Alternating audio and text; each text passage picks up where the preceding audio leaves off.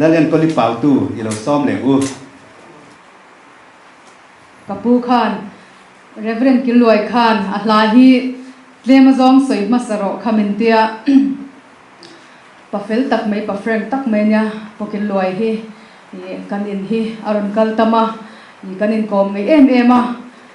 kepo hi hau ka ngai chuan min hawa achang le min faka tiang khan nya ahlahi a in chuang lo em maya laphwa tu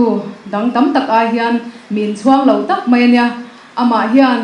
kahlahi athuk keiman ka siam phei hi chu moi lo takani atia khati khop khana in chuang lawani ma se ahla thu hi athem em maya pathianin aman karing latani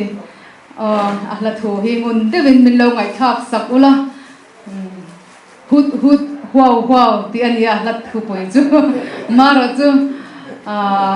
rang tak hot taka sakhan du sia ahla kha rang mang bok si lawa mo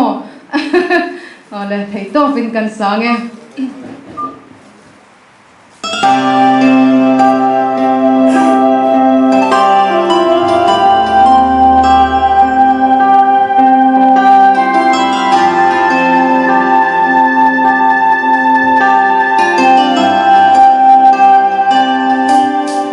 Lalpakan ram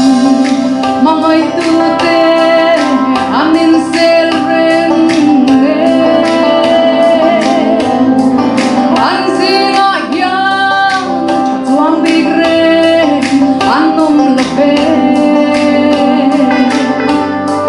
ro re turi kata se lovin lovin zahawm